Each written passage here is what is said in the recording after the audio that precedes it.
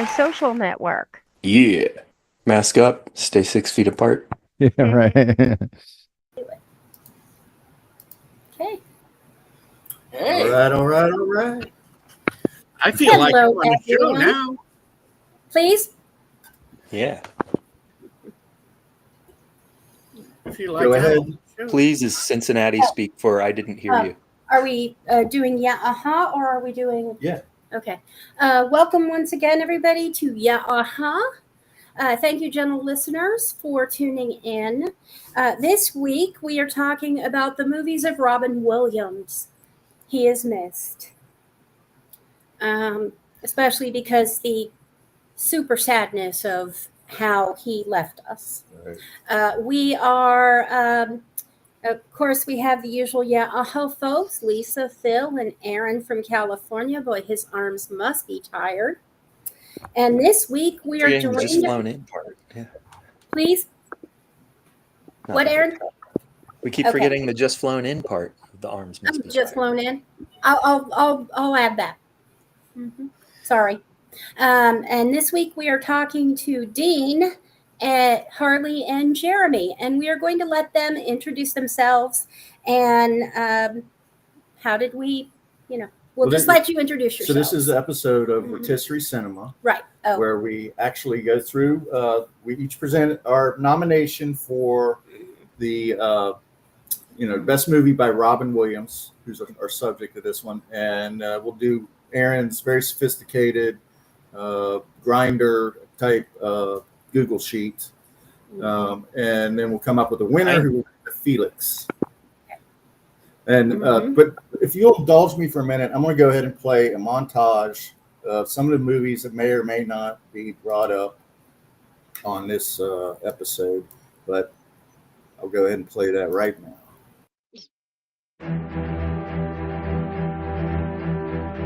Good morning, Vietnam! William Yorkin.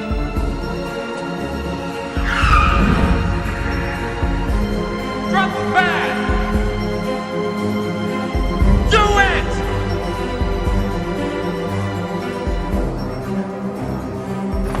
Put your hands on top of your head. John Wayne. Oh, God. Couldn't we start with someone easier? Come on, you're a big fan. He's got a very distinctive walk.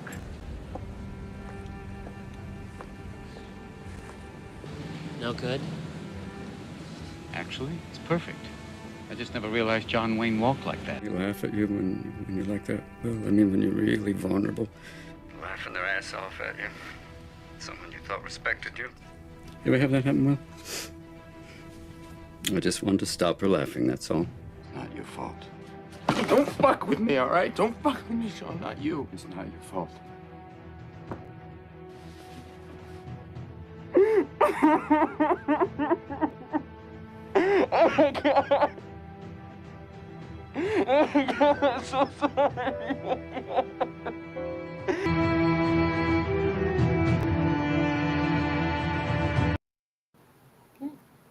All right. So what we haven't discussed is order. Are we going to go alphabetical, screen? What do you want to do? Why won't we? Let's start from bottom right. And that's going to be Dean. Okay. Okay. I guess it's... Welcome to the pressure.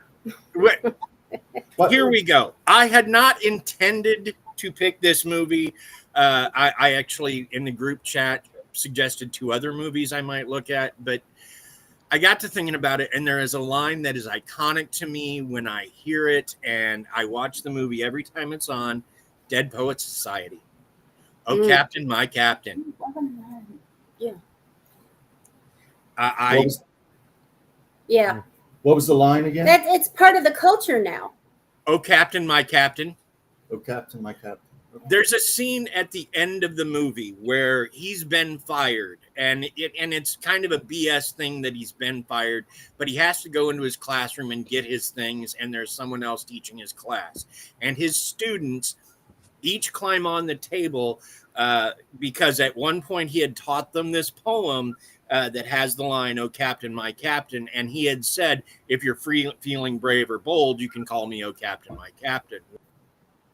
Well, as he's coming in, all the students get on their desks to go, "Oh, Captain, my Captain." And I turn into a slobbering, blubbering mess, crying like a little baby. Yep. Me too. Yeah, that made me cry. Well, that was on my short list. I wanted to revisit that and see it again because it's been a long time. I just didn't get around to it, but I do recall being profoundly impacted by it. I thought it was a really great movie at the time. That's a strong. Dean, I want to also seeing Red Mormon is a bad thing. Yeah, yeah. Bitches leave. So we should That's say the wrong Red Mormon movie. I've seen RoboCop say too. that Dean. Now, Dean, have you seen the Family Guy episode where they make fun of that movie? Which movie? Dead Poets No, I have Dead not. Poet Society. Or if I have, Poets, I have forgotten about it.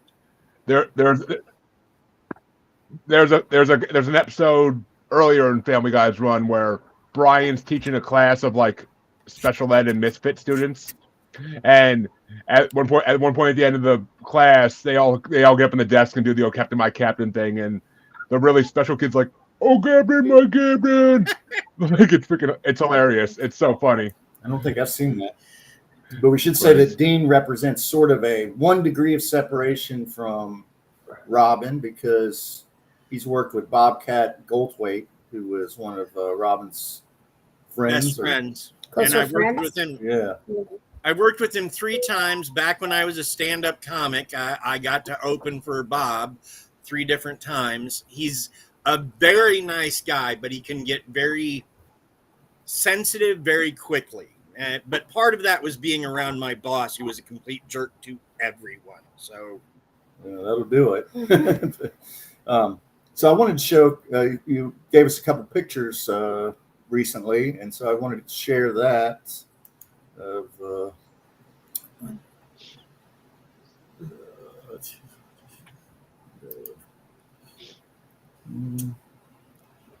okay. So I've never seen Dead Poets Society, but I have read the Walt Whitman poem. "Oh, Captain, my Captain." Okay. All right. It's a really good movie. It's classic. Yeah. It's one of those movies that I think came out like right after I got out of high school and was too busy to go to the movie. Yeah, it very well. You know, it came out right. I want to say Vietnam. It's like Hollywood forgot about time. Like he did Popeye for you, and then he got for some reason Good Morning Vietnam, and then he was in everything. Yeah. He was in a good 6 movies between the Popeye and Good Morning Vietnam. The only year he didn't have releases was 85. Okay. I mean that's when The World According to Garp came out, like Club Seize the Day, like a lot, some of his good movies. Garp was good. I liked World According to Garp. I didn't love it, but I liked it. But that was experience with him doing like a fully dramatic role as well. Right. So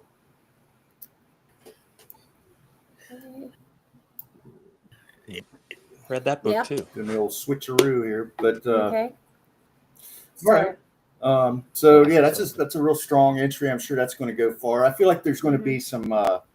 There's going to be some that, like, if one film in particular isn't nominated, I feel like we need to put it in there.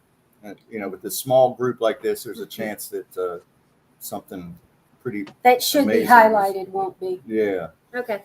So we'll reserve judgment. Honestly, with this small group, we should each do 2 movies. It's Robin Williams, for God's sakes. I mean, you could do 5 movies each and still have not every movie. Yeah. What'd you say, Aaron? Of course you couldn't, Aaron. I couldn't. You're not a Robin Williams fan? Never was. Okay. Harley, I actually do want to say before Harley starts that considering the chaotic music that Aaron does enjoy, in my opinion, a lot of it is chaotic, and he does, I'm surprised he didn't enjoy the chaoticness of Robin Williams. Just, Yeah, what's that all about, Aaron? I never knew that about you. I know you pretty well, but I never knew that you were not a. Yeah. Couldn't think of it. I don't know. He's cocaine personified. He's a joke thief. Those two things We talked weigh about that pretty last time that he did hard on my scale. There was a stand-up special he did for HBO. I remember, and he was sweat was just pouring off of him, and people were like, he was definitely in a cocaine manic state during that set. Yeah. I don't know how you can make that leap of logic. I mean, if I were up on a stage like that, I sweat like a pig. I mean, I probably under the lights. Yeah. I used to. I mean, he sweats like a pig when our light is on. Yeah. I used to say have the same opinion that he was a joke thief, but Bobcat kind of stepped on that for me. Yeah. I'll be right back. Robin Williams, when he's on stage, He was maybe not an intentional joke thief. He's not intentional. He just riffs. But when he riffs, he takes things he doesn't realize he's taking. I feel like that looks better though. Yeah. And I can see that with a certain kind of person. And Robin strikes me as being that kind, or struck me as being that kind of person. So I kind of forgave him that. And I look at different movies and stand-up comedy differently. While I don't know that I would have wanted to work in front of Robin Williams. I certainly don't mind watching his movies. I think he's a craftsman when it comes to acting. Yeah, I never liked Mork and Mindy either. I thought that was a dumb show. Oh, that was the only dumber it's show just was like Laverne and Shirley, in my opinion. Yeah. I kind of like Mork and Mindy at the start, but I got fatigued by it pretty quick. It was so formulaic, with the outro where he'd go to talk to Orson. Orson. It was always kind of a recap of the episode. It was all I don't like shows that don't surprise me when they settle into some kind of routine. It's a little bit formulaic, yeah. The only thing I liked about Mork and Mindy is when Robin would go off script, and you could kind of tell because Pam Dauber was not that great an actress, so she would just sort of like get this weird wiggle mouth because she's trying not to laugh. Yeah. And Robin was one heck of an improviser. Oh yeah. And the episodes he did with Jonathan Winters. Oh yeah, that was a brilliant improviser. Yeah. Jonathan Winters stuff was good. He was a baby, right? I mean, he was their child. Yeah. He was hatched from an egg. He was Benjamin Button. Fully grown as an adult because Orkians age backwards. So I can see where Jonathan Winters and Robin Williams definitely had chemistry because they were both uniquely, they were both pretty bizarre individuals. I really feel like he had better chemistry with him than with Pam Dauber. Yeah. I could see, Pam Dauber divorcing Mork eventually. But it's the two most manic comics of their generation, probably working together. Okay. And of course, Robin was huge friends with Billy Crystal and Whoopi Goldberg, and you think you would still see them on the award shows occasionally if Robin were still around. Yeah.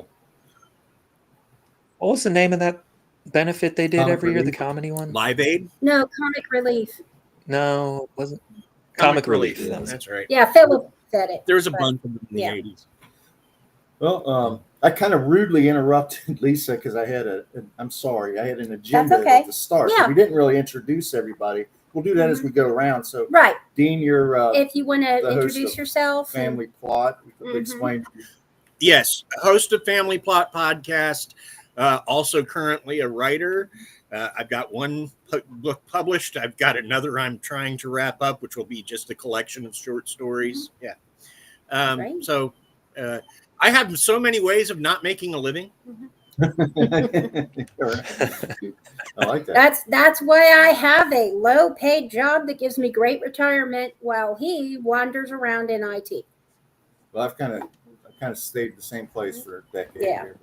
Here, I married a medical records temp making minimum wage, when it was less than $6 an hour, and I ended up with an IT professional. So I did good financially. All right. Well, Okay. Harley, when we were in You're up. our chat, you said you didn't want to reveal what yours was because you didn't want somebody to steal it. So I've been anticipating what your pick for the best Robin Williams movie might be. Well, for me, it was hard to pick one because I grew up watching a lot of Robin Williams movies because that was my grandfather's favorite actor. Okay. But my pick is Jack because of the fact that Robin Williams played perfect as a child because he had that child persona and he had that, like, he was good at being childlike. And the fact that that movie shows that children can see beyond appearance, now they really can't, but then they could see beyond appearance and see the inner child of the person. And I loved that movie. And the fact that at the end, he was an elderly man walking on stage to graduate with his class. I just love that movie. Yeah. It's a classic. I mean, the fact that Bill Cosby's hanging out with a bunch of kids in it is kind of creepy, but right. That was before we knew. Well, to be fair, he was after adult women, so. Fat Albert and the Cosby Kids.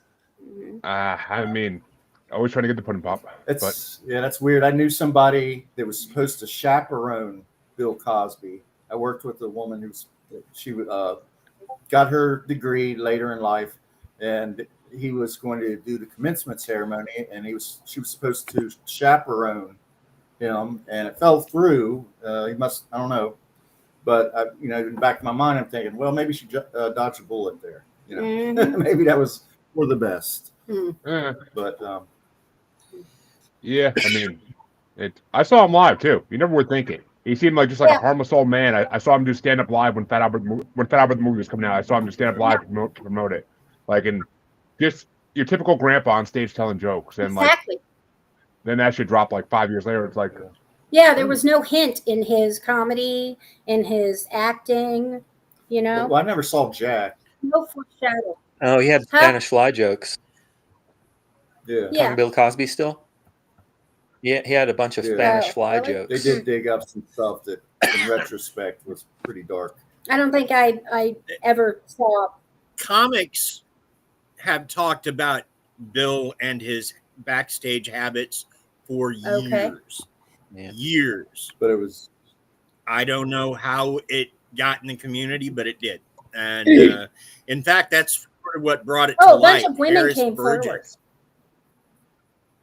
Well, Harris Burgess was doing a joke about Bill Cosby being a rapist, and that went viral for some reason, which sort of led to the women coming out, which sort of led to everything that happened after that. So there's probably a comics code, I guess, maybe. Hannibal Buress. Yes. Hannibal Buress. Thank you. Well, I never saw Jack, Harley. I never saw that one, but he did have a unique. He's sort of a chameleon. Like when he played Popeye, he really mastered what the real life version of Popeye might look like, especially facially. It would scrunch his face up. Yeah, I don't know. I just saw a thing there. I just saw a thing the other day that Will Smith might be doing a Popeye remake. Okay, that's interesting. I don't know. Why does it feel like he's trying to? I don't know. I don't know if it was real. It might just been an AI thing, but it feels like he's trying to remake Robin's classics because he redid Aladdin as the genie, and now he wants to redo Popeye. Well, and I mean, I don't know if it might not be a real thing even. It might have been those some are both AI stories. on Facebook. Those are both stories prior to Robin I Williams. want to say I did not like the Popeye movie, But I felt his performance in the Popeye movie was good. I never saw it before Right, I was right. born, even. But I'm not going to say it's something that you should prioritize revisiting. Yeah. The movie itself was I haven't wasted my Bill, time. you should watch Jack. It's really good. Kelly Duvall as olive oil looked like olive oil. God, if you haven't seen Jack, you need to watch Jack. That movie is freaking classic.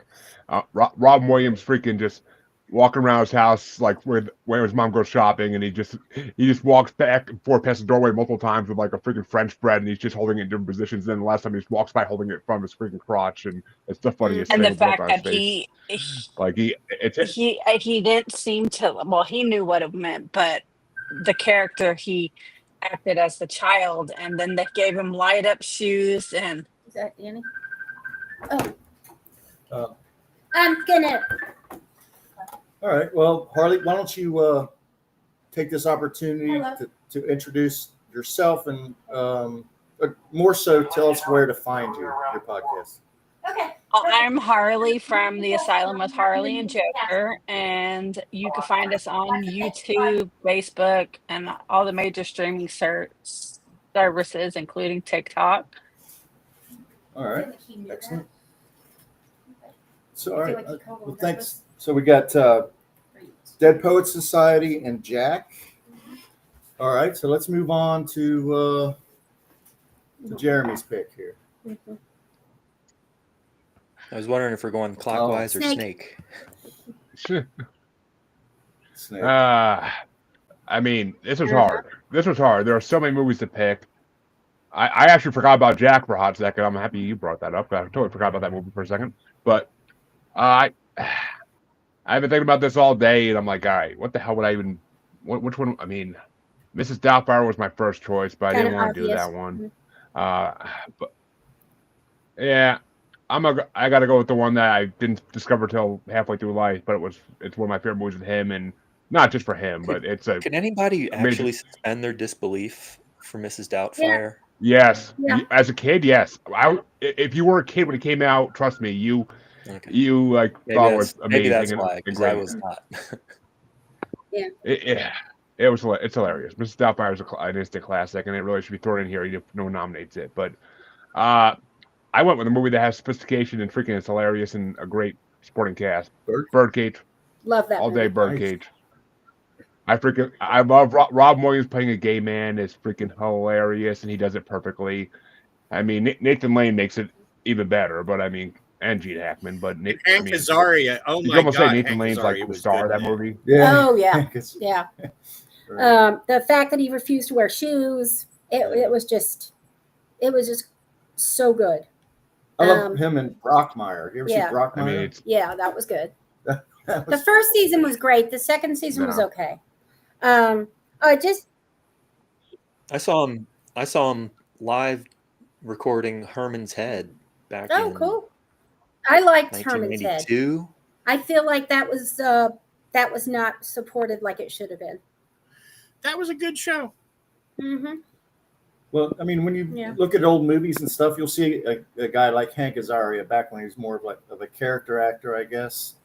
I seem to recall he was in a movie, like I think he might have been in one of the Charles Bronson movies as like a thug back when he was a kid and stuff. It's like it's interesting to see some of these guys that later, blossom into a big career back in the day. You do see that when you watch these old movies. Right. But Jeremy, Birdcage, I did see it.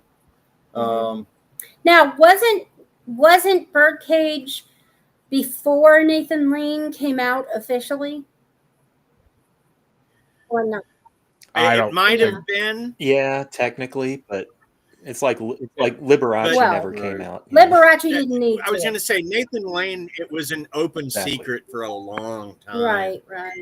Like even the tabloids got sick of talking about it. It was, and I've got to say I love Birdcage. I liked La Cage aux Folles, the French version it was based off of.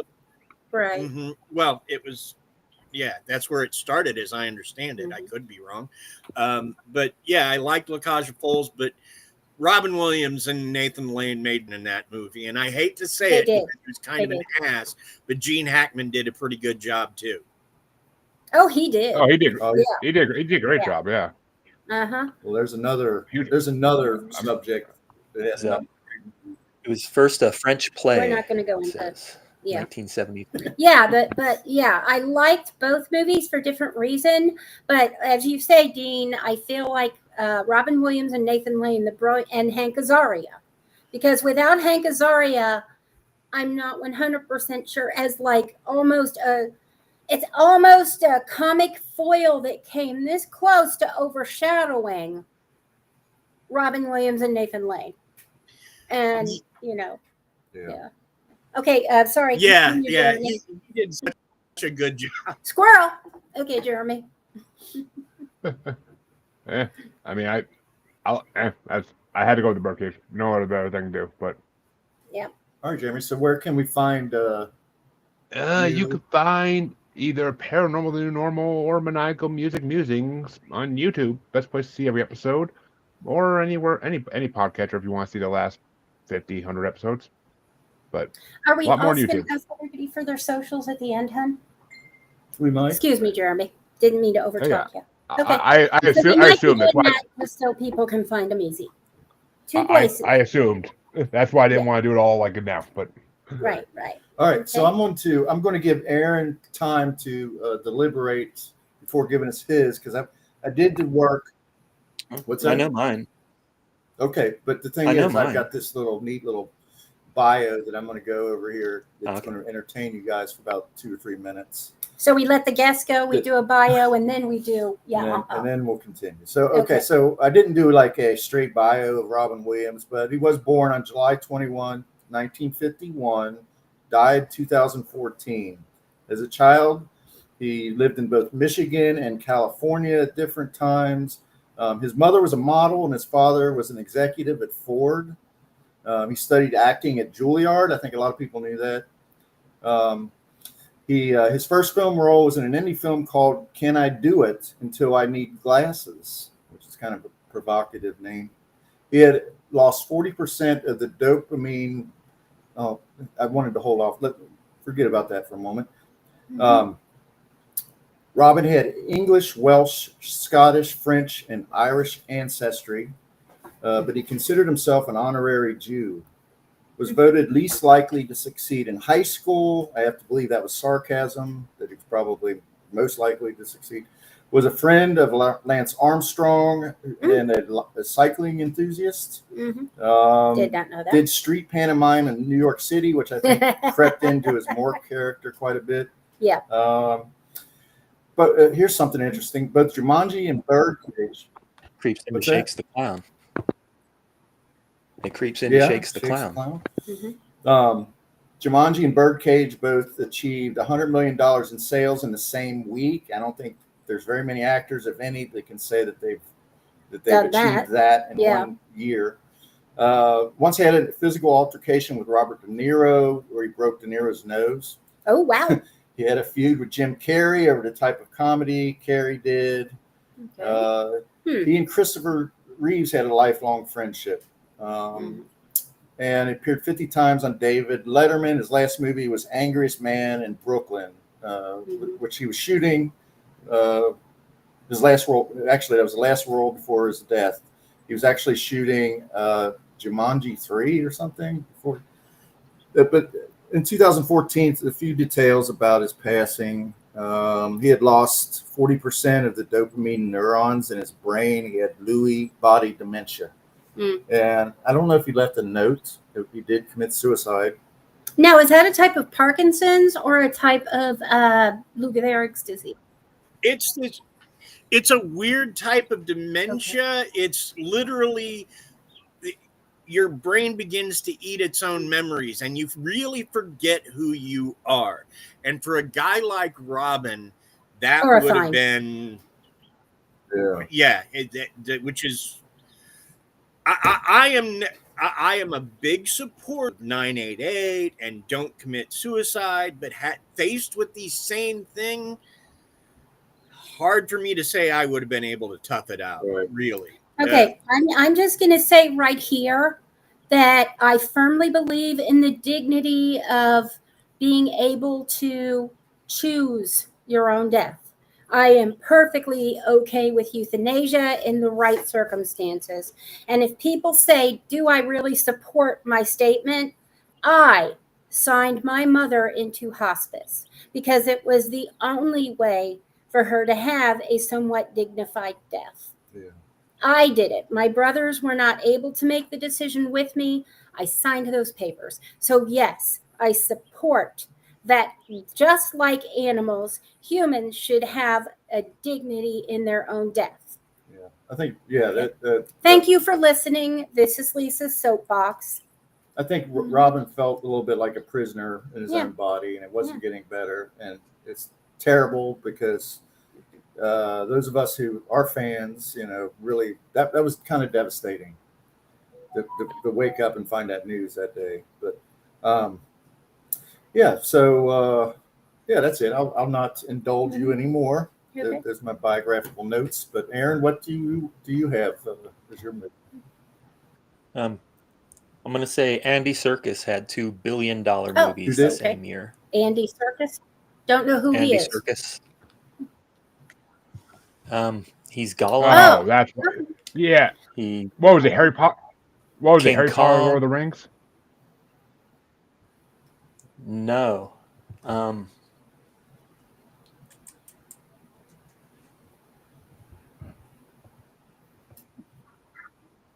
Age of Ultron. Oh, that's why. Yeah, he was an Age of Ultron. Oh yeah, he plays Ulysses yeah, Klaue. what the fuck's his super? What the hell's his supervillain name? Oh yeah, just Claw. Yeah, just Claw. Klaw. And The Hobbit. So yeah, kind of Lord of the Rings. Okay. Anyway, on to my movie, I guess. It's really a Bobcat Goldthwait movie, written and directed. Shakes the Clown. Bobcat creates a weird world here where being a clown and makeup all the time is normal. There's a bar called the Twisted Balloon where all the clowns gather after a hard day's clowning and, do all their complaining. This thing opens up with Carol Brady, Florence Henderson, laying on a couch with clown makeup smeared all over her face. Her son comes walking through the living room, goes to the bathroom, opens the door. It bangs into Bobcat. Mm-hmm. He has to go to the bathroom. He goes in anyway. He takes a leak. Bobcat sits up and gets pissed in his face. That's the first scene. Wow. Wow. That's quite a scene. There's a number of reasons why I probably didn't see that movie. Yeah. It features Adam Sandler in probably his greatest role, a very young I haven't seen that movie, but I'm terrified of clowns, so Exactly, that movie me did too. not work for me. Yeah. Not like I think I think it's kind of an anti-clown but movie. clowns that look like circus clowns. I can't do clowns at all. And that's another thing. There was the circus clowns, and there's the party clowns, and there's the mimes, and they all hate each other. And Robin Williams was a mime instructor in this movie. I think he was uncredited, but he had his bit. I mean, it was. He had a fair amount of uncredited roles. He did a role in a movie. Oh my God! It was a Terrence Fisher movie about Baron. Oh. I know what you're talking about. I fucking. Did Baron Von something or? The Adventures of August Rush. The Adventures of Baron Munchausen. Yes, The Adventures of Baron Munchausen. Yes, yeah. He had an uncredited role in that as the king of the. Okay. Wonder why there were so many uncredited roles. Titles. Because if he took a credit, he had to take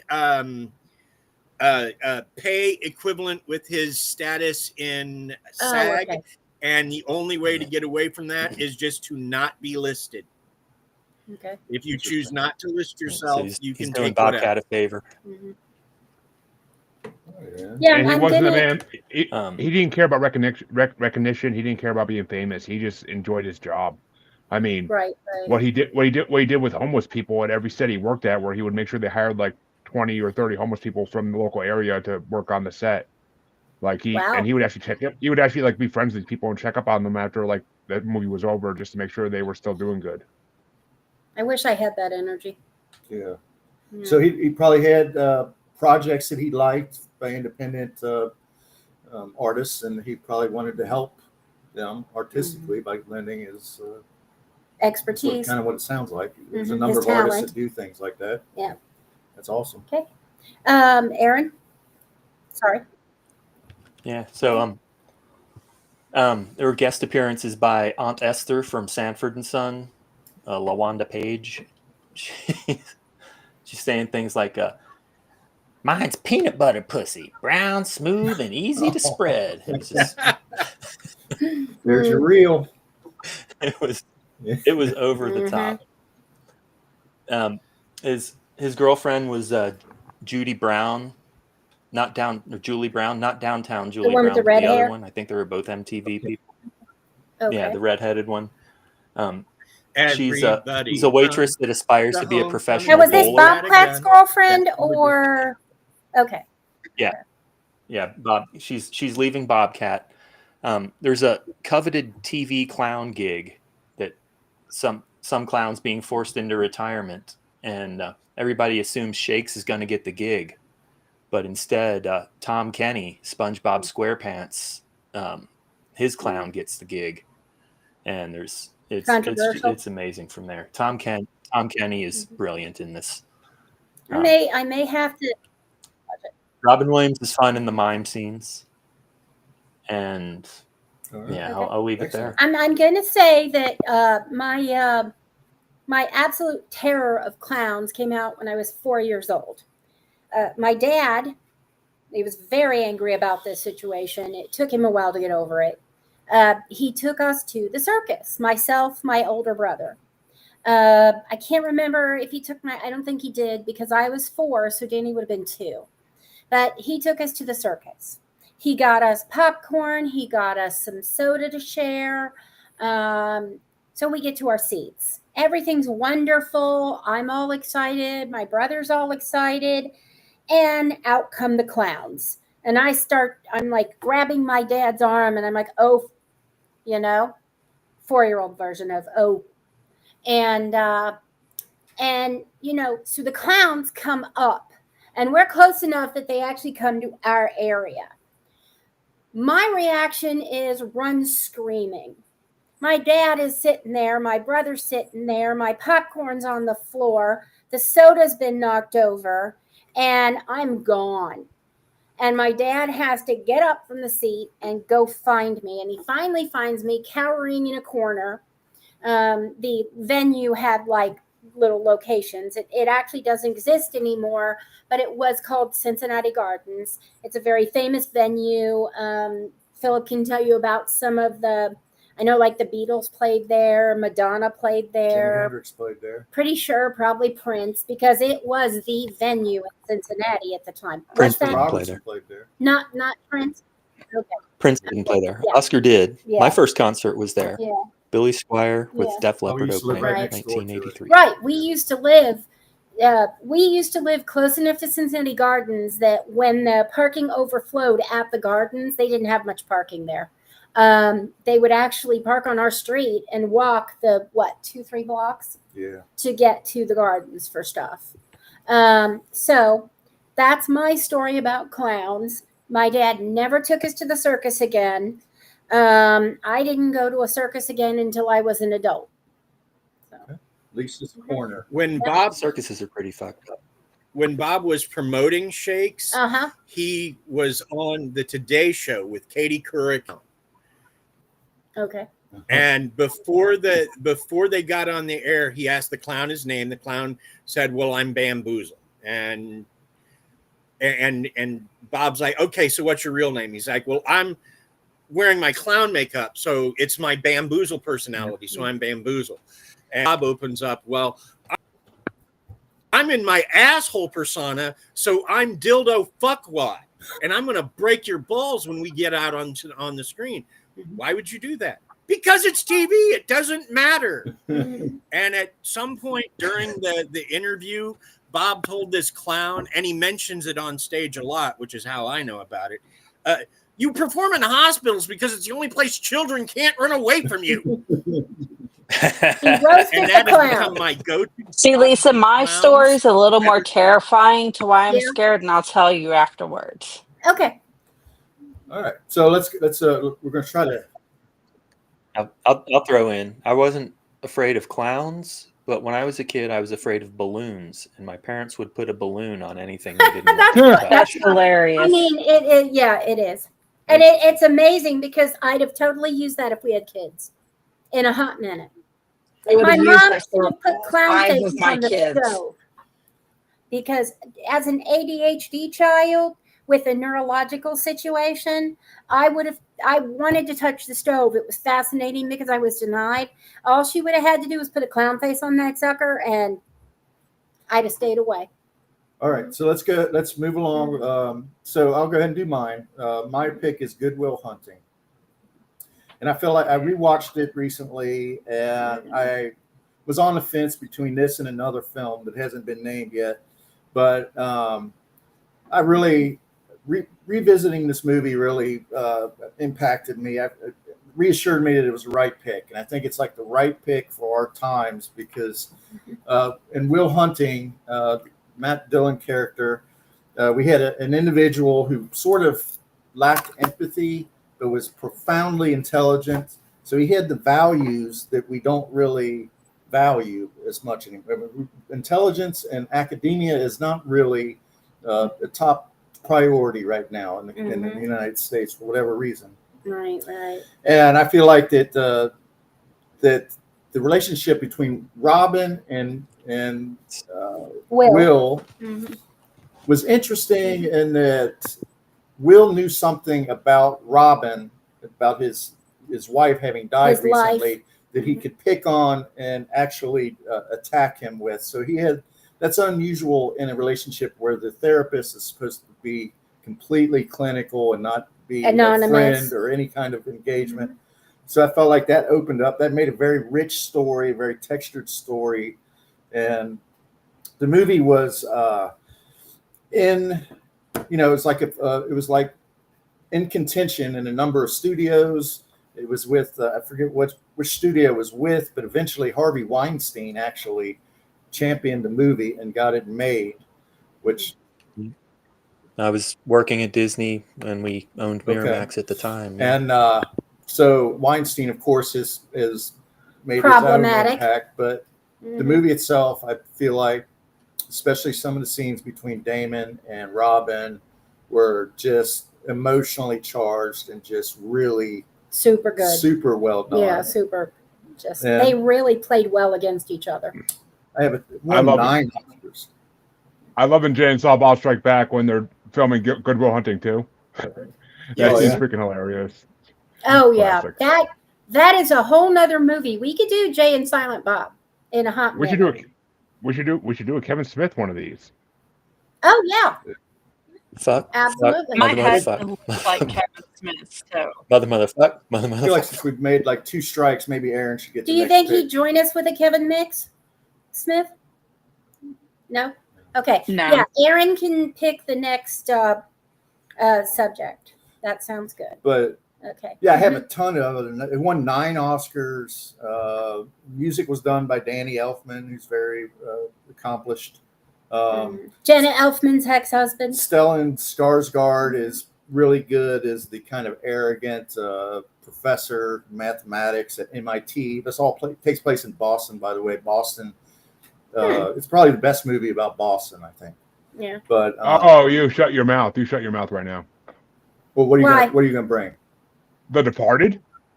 The Departed. Hello? Oh, okay. What about Mystic River? I love Mystic River. No. So, well, what about? Oh, wait a minute! I'm getting that mixed up with. What about the movie about Whitey Never mind. Bulger? Black Mass. That takes place in Boston. Yeah, and I mean, you can't forget the Ted movies take the top of that list too.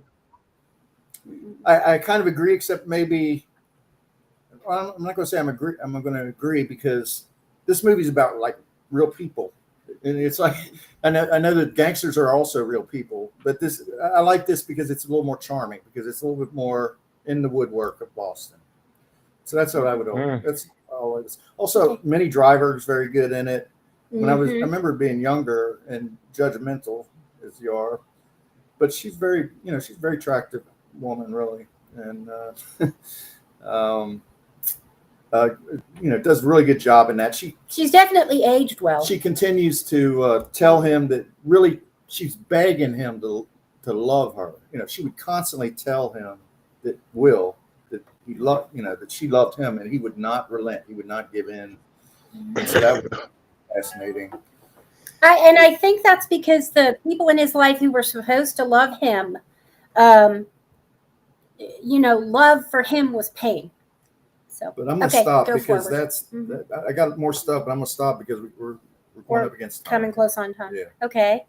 I believe I am up. Does anybody else have anything on Good Will Hunting before we move on? Okay. Other than whenever you mention your name, apples. I think of the phrase applesauce, bitch. Yeah. Okay. I actually did like those apples, but then I am a complete apple fan. I have an apple at least once a day. I got to remember. Yeah. And I buy the good apples.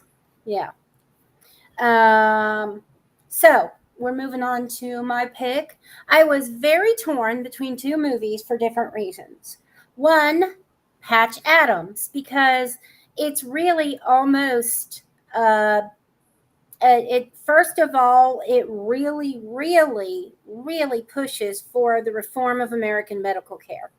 And I like that. It highlights a lot of the problems. I feel like some of those problems, I work in that industry, and I feel like some of the problems actually have been addressed in a lot of ways. I feel like HIPAA kind of pushed things back because HIPAA kind of pushes for patient anonymity. And so it's kind of hard to let the patient in a little more while you're trying not to use their name. But that being by the side, I'm just going to bucket and talk about the other movie too. Ha ha ha. Okay. I'm a rebel. So that's Patch Adams. I feel like he did an excellent job. And I feel like the turn where his love interest is murdered really highlighted his idealism and brought it to a more realistic place once he passed through that pain. And I mean, he had a history of losing family, and he ended up in a mental institute because he tried to commit suicide. So once he came out of that, it really hit his idealism about becoming a doctor and helping people. Now, Patch Adams is a real person. Correct. He's still alive. He is. Yep. Mm-hmm. And a lot of that film actually details his life, and I hope that a lot of it was true to character. Is Patch Adams your choice? Well, yes, but I also choose 1 Hour Photo because that was the first serious role of his that absolutely, I mean, he gave me chills. The creepiness was so good. He really poured his alternate side into that role. And I'm not going to say much more about it, but 1 Hour Photo, if you haven't seen it, you have to see it, because even if you don't like Robin Williams, it's an excellent movie, period. Everybody does a good job. It's well cast. It's well written. And I'm done.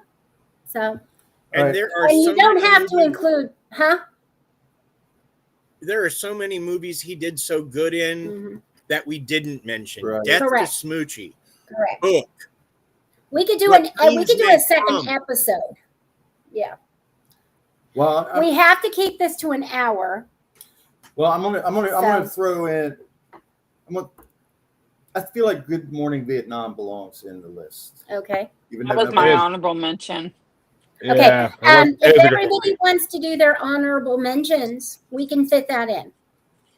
Okay, Can't we? well, mine are the three I mentioned: Death to Smoochie, Hook, and What Dreams May Come. Okay. Mine was Jeremy? Good Morning Vietnam, Aladdin, Okay. and Mrs. Okay. Doubtfire. Yeah. Jeremy? Some, It's I okay mean, to- Jumanji. No, Jumanji definitely would be one of my mentions because that was a huge part of my childhood. I watched it so many times. Bicentennial Man, he was fucking incredible in that. You want to say his first serious movie? That was his first serious movie. Okay. Like that movie was. I didn't actually And- see that one. I was so disappointed in that movie. I Mm. got to see a pre-release screening of it. I'd read the book, and it didn't live up to it. And I mean, I gotta bring up Robots. It's animated, and his role is one of the biggest roles in the movie, but it's not the biggest. But he does that movie is just star-studded, and he does an amazing job as the robot he plays. I freaking love his lines in that movie. And of course, World's Greatest Dad. That movie is fucked. I put that on expecting like a funny Robin Williams movie, and I just was like, "What the fuck am I watching?" I saw that. I Yeah. haven't seen that. That's an interesting movie. Yeah. His son dies during autoerotic asphyxiation, which if you don't know what that is, that's getting yourself off while choking yourself. Got His it. son dies doing that, and he basically covers it up and writes a note that looks like his son committed suicide to try to make something better of the world. And he turns it into this whole thing, the whole lie going, and it's fucking phenomenal. He does phenomenal in it. Phenomenal. Okay. Aaron? Aaron? You got a honorable mention? No. No? Okay. Okay. Well, I want to mention The Best of Times, which is kind of just a screwball comedy with Kurt Russell and Robin Williams. Oh, Moscow on the Hudson. Moscow on the Hudson. Yeah, That's another Moscow on the really Hudson. Good one there. That Yeah. was good. I mean, he did great with that accent too. A lot of, sometimes it can be hard to hold the accent. But Good Morning Vietnam and Mhm. The Best of Times, which is kind of a silly movie about middle-aged men playing football against their rival. Oh yeah, was that like a theater release or was that a TV movie? That was stupid. I know it was stupid, but I Yeah. enjoyed Well, it. that was one of the movies of 1987 or whatever, right? Okay. That's why I watched that. Yeah. It'll It was probably stupid not as hell, make but I the. enjoyed it. I don't know why. yeah. I can't put my finger on why. It was, yeah. Who was the other guy? I think Kurt Kurt Russell Russell. was in it. Kurt Russell. Yeah. Yeah. That was a Mhm. dumb fucking. All right. There were a few other decent. I love Kurt Russell. Yeah. Kurt Russell is cool. But Mhm. he was in that baseball movie. Hey, he the scored Goldie documentary. Hawn and kept her. What was So, the documentary? He played his dad The- owned the independent baseball. And the Battered Bastards of Baseball or whatever. Yeah, that was awesome. All right, Lise. Yep. Okay. You're Well. do you have any honorable mentions? 1 hour photo. Not that haven't been covered.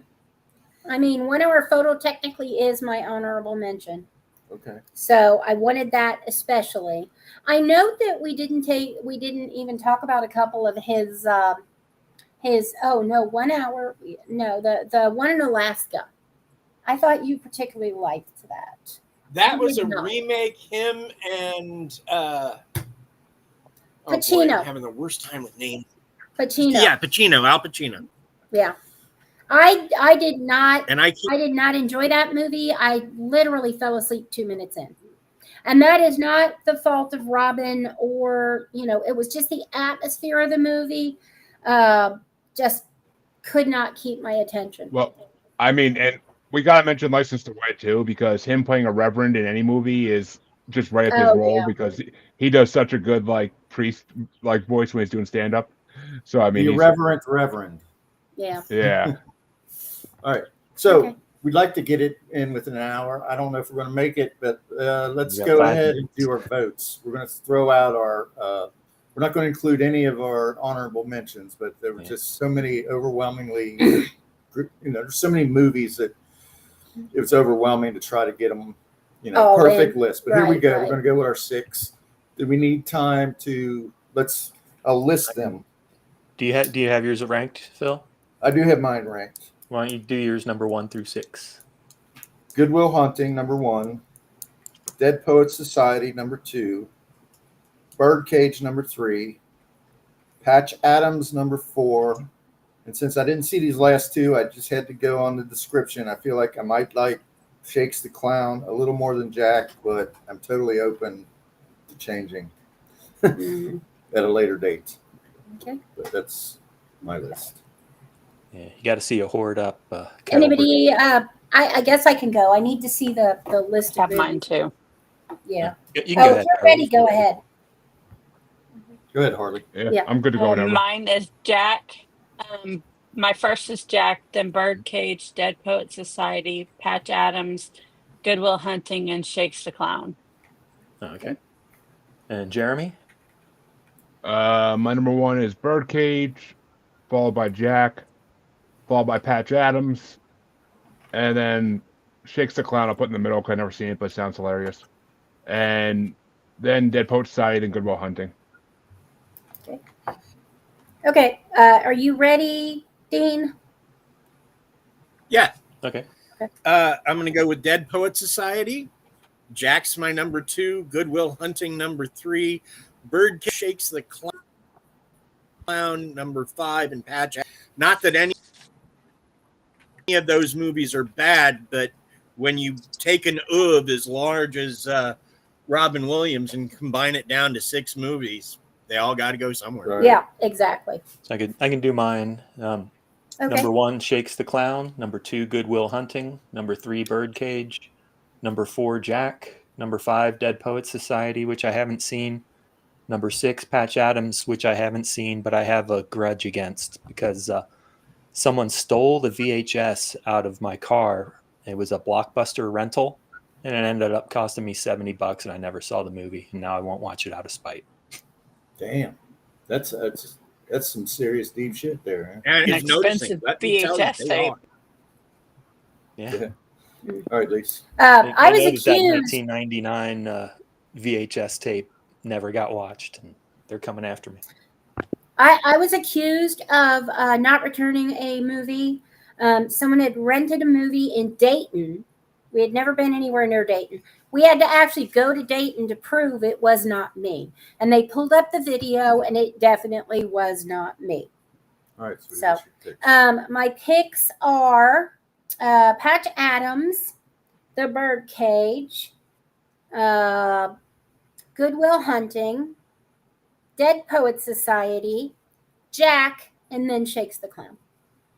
All right. Okay. So Aaron's going to come up All to right. winner here. I'm going to play. Hold on.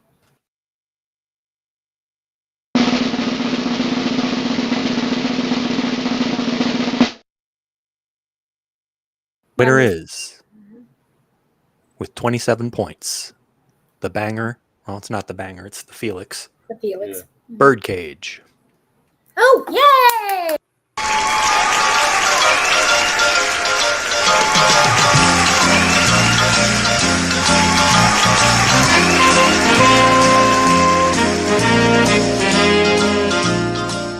Make that trophy. And there's All a right, three-way yeah. tie for second. All right. Huh? Three-way Tie for second place. Dead Poet, Good Will Hunting, and Jack. All right. Shakes the Clown was last. Excellent. So we did good work And here. your So- light behind I you. keeps finally win going one of off and these. on. Yay. I finally win one of these. About fucking time. All right. Well, it's been fantastic. I think we got everybody's socials in, so I'm going to go ahead and run the outro, and we'll reconvene and do another one of these soon. All right. Well timed. All right. See you guys. Thanks. See ya. Yeah.